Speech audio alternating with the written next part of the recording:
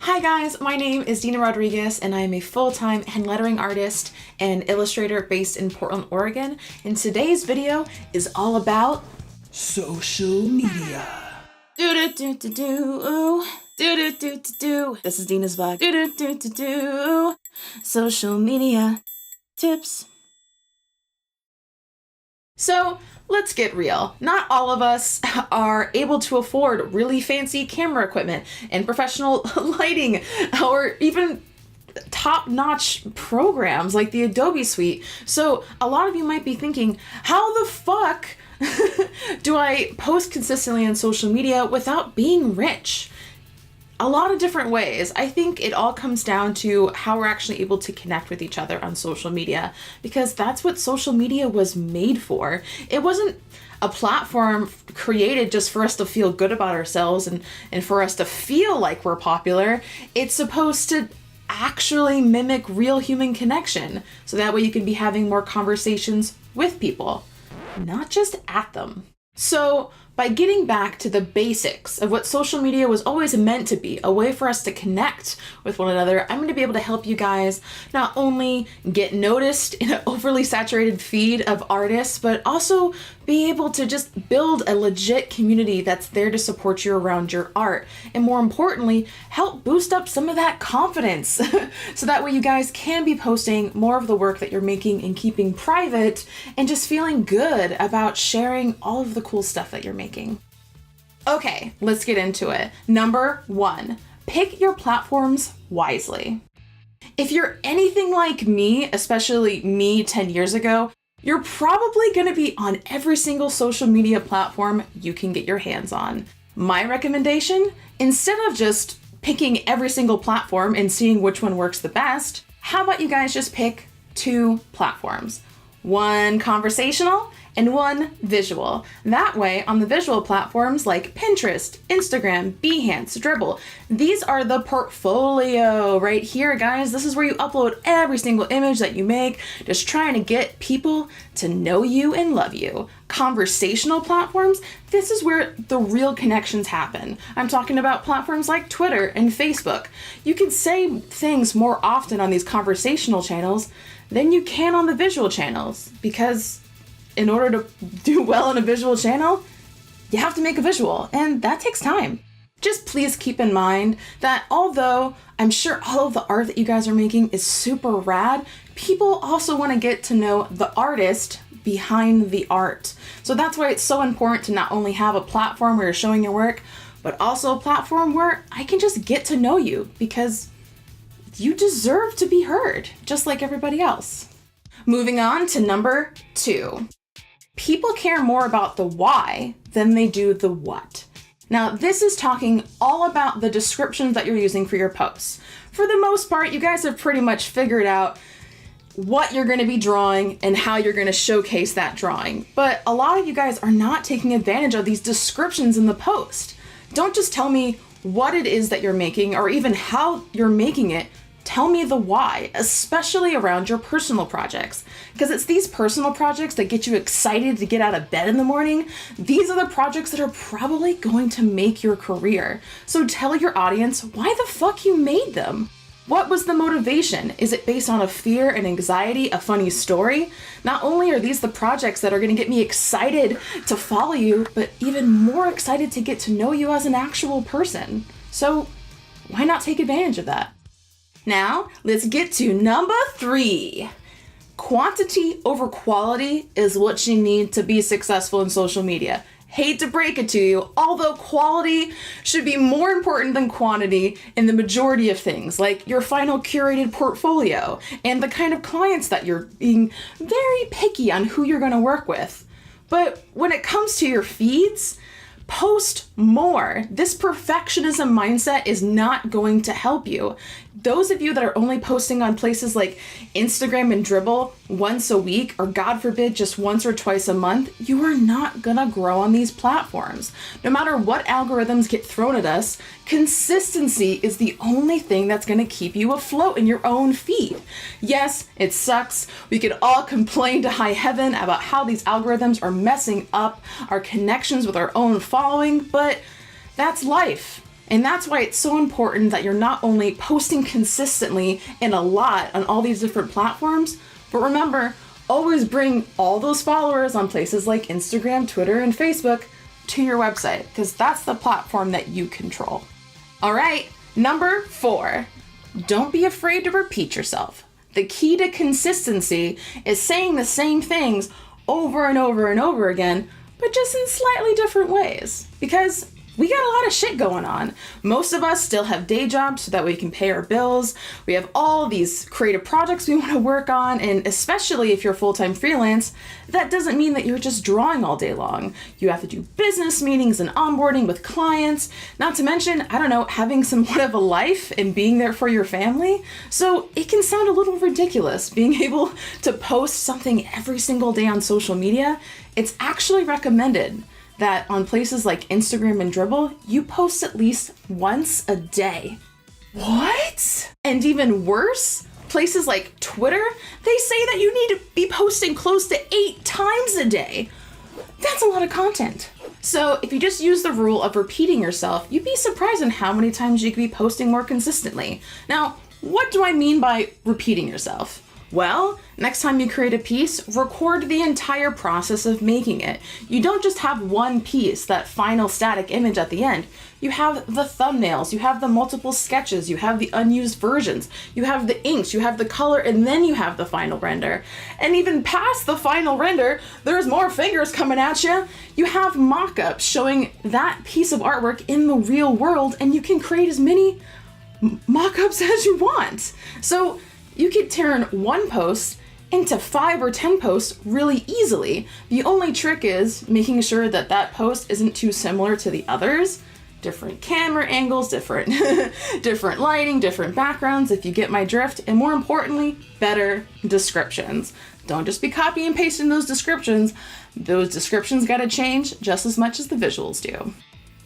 If this whole repeating yourself makes you feel icky, just keep in mind, engagement rates are super low. So more than likely that one coveted post that you spent way too long thinking about, probably not even the majority or even half or even a quarter of your followers even saw it the first time. So you might as well take advantage of a poor algorithm and being able to post more consistently by just repeating and showing what you're making and showing the process along the way. On to number 5. Do more of what works. This is the only kind of marketing thing that I'm going to throw at you. And this has everything to do with analytics. Every single platform out there has analytics. Facebook, Twitter, Instagram, all that stuff. You're able to go ahead, check out the content that you're posting and figure out what's doing well, but more importantly, figure out why it's doing well or not doing so well. Places like Instagram, all you have to do to create a business Instagram is literally just connect it to a Facebook business account. Now, I'm not saying, oh God, I have to make a Facebook business account. I have to make a whole new social media strategy just to use a business Instagram. No, just create any page, a business page on Facebook, connect it to your Instagram, and bada bing, bada boom, you got yourself a business Instagram. No one said that you needed to post on this new business Facebook or even tell anyone that it exists. By being able to figure out more of what works in your content strategy is going to be the key to your success. So next time you get a post and it didn't really do so well, look at it, figure out why it went wrong. Was it the picture, the angle, the contrast? Was it the descriptions? Did you use the wrong hashtags? Did you use too many hashtags? Not enough hashtags? Did you try going for the most popular hashtags even though you only have 200 followers? Maybe you should get less competitive hashtags. Maybe it was the time of day. Was it too soon, too late? These are the things that are going to help you figure out how to do more of what works. And it's going to be the key to actually getting those numbers going up on you versus just not really doing anything. Now, let's get into number 6. Talk to your followers the same way that you talk to a friend. I know a lot of you guys have trouble writing, and I get it. Writing about yourself, super hard. But like most people, you probably talk to someone throughout your day, whether that's your mom or it's your loved one or your roommate or your friends you hang out with if you're a social butterfly. talk to your following the way that you would talk to your best friend at a bar. Now, I know it might seem really hard to go from just using, hey, this is what I made today, fire emoji, to an entire story of the reason behind why you made it, but it gets a little less complicated if you just envision you doing your daily download to your best friend. When you're talking about your life to a friend, you're going to be talking about the details of the rhyme, of the reason of why you created that piece in the first place, the highlights, the failures, the reason why you get out of bed in the morning. These are the things that people are going to resonate with. So you might as well just get in the habit of, when you fill out that description box on any platform, almost talk to the world like you would in an email. And that, my friends, is fucking human connection. Moving on to number 7. Siete! This is all about how to be you and not them. This is when we're going to talk a little bit about imposter syndrome. Imposter syndrome is when you feel essentially like a fraud, like everything that you're posting isn't you and you're pretending to be something that you're not. Now, although we all feel like an imposter, some of us actually are.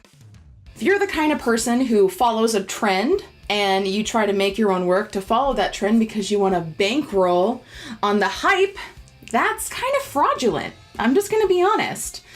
And it's not really original work. Now, if you're a designer and you're in the graphic design space, it makes a little bit more sense. But if you're an illustrator, it's really all about the point of view from the artist.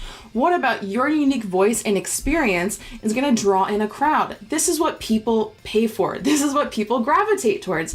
Because this is the thing that, honestly, not very many people know how to do well. So why are you robbing your audience of the one cool thing you have?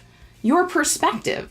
So next time you have a bad day, or you have a new inside joke, or you hear something funny, or you hear something that moves you, take that, interpret it, and make it, and show it to everyone. I promise, once you get on the bandwagon of coming up with original ideas for content to put in your feeds, you're gonna see such insane growth, you're gonna have to turn your post notifications off. Number 8. We're gonna talk about the give, ask. This is the rule of reciprocity, my friends. Kindness is the key to engagement.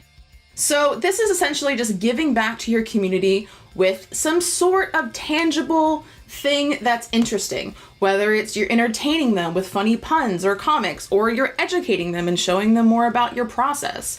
Whether this is sharing a tip on Instagram, retweeting a really interesting article that you read on Twitter. Whatever it is, you want to be able to think about your content in a way where you're giving back to the followers. Give them a reason to follow you. Don't just get a big head about it and be like, oh, my art is just like so good. They're just gonna follow me because I'm amazing. No. The whole point is to be creating a community of thankful people that are just waiting to give something back to you. You've created so much valuable content that people enjoyed in one way or another, so they're more likely to do things like give you a shout out on social media, refer a friend to hire you, or to buy an actual product that you might have available. It's these people that are gonna make such a difference in your business and just make you feel like you're a little less alone in this world. Number 9, put yourself in your feed. I know that you are going to hate this, so just stay tuned. Us artists are so freaking introverted. We are afraid of human connection. We have to really talk ourselves up to go to networking events, and we're constantly our worst own inner critic, which beats up our self-confidence. So the act of actually putting your face and yourself in your artwork, I know, it sounds freaking terrifying. But that's the name of the game when it comes to social media. Remember, we need to be creating content consistently. So those days when you're trying to repeat yourself, showing your process and your work, you can fill some of those time slots in your schedule with actual pictures of yourself. I find it so weird when I've been following an artist for years, they've been inspiring me with their work, but I have no idea what they look like. Now, I'm not saying being that annoying person on social media who's like constantly taking pictures of themselves in their bathroom or taking a picture of them with their adorable dogs or their heavily curated meal plan, but there's a way to be able to pepper in your personality in your feed. And if you want to go a step higher, go ahead and just make sure that these personal photos that you're taking of your life connect with your brand. Like if you want to take a picture of yourself, maybe take a picture of yourself in your office, show off your workspace. Or if you are going to take a picture of your breakfast and you're a hand lettering artist like me, why not draw on top of the photo and like tell us what you made? That way it's a cool photo, I got to know what kind of breakfast you like, and it's still an engaging photo that makes sense with the kind of services and art that you make. More than anything, the whole key to putting yourself in your feed is just so that I can feel like we're connecting in real life. More than likely, you're not going to be able to meet all of these amazing people that you follow online, but at least we can feel like we have a small shred of friendship that's real, even if it is digital. All right, guys, it's the last one. It's number 10. Connect after you post. You cannot just be posting on social media and not actually being an active participant using the platform and engaging back with people. I'm talking much more than just replying and saying thank you to the comments that you get, but try to actively spend time after you post on that platform to engage with the people that you're following. Now, I'm talking more than just a double tap on Instagram and a fire emoji as a comment. Get personal, people! I want you to make someone's day when you're writing your next comment. Talk about what you liked about their work or what kind of materials they're using. Ask them questions about themselves. Actually make a connection. Talk to them, remember, the way that you would a friend or someone you're just meeting for the first time. You're not just gonna like throw emojis at them. That would be super weird. When you're commenting on other people's feeds, just keep in mind, this engagement that you're participating in is only going to help you. The worst thing that's going to happen is they're just going to ignore you. And furthermore, I've never met a single person who was insulted by a compliment. If anything, it's just going to get you more friends. And hopefully, the algorithms that exist in the world will reward you.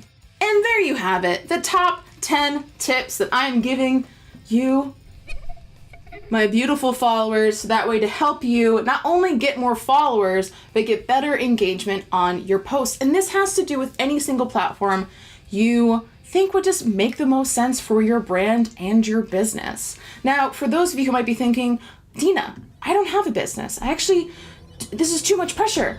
Like, I don't even understand how to make this and do it consistently. Whoa, chill out, hold your horses. Social media is a great first step to putting yourself out there. So if you're new to this whole creative thing, don't worry about building a website. Don't worry about trying to find clients. Don't worry about making products. Just fall in love with the act of making.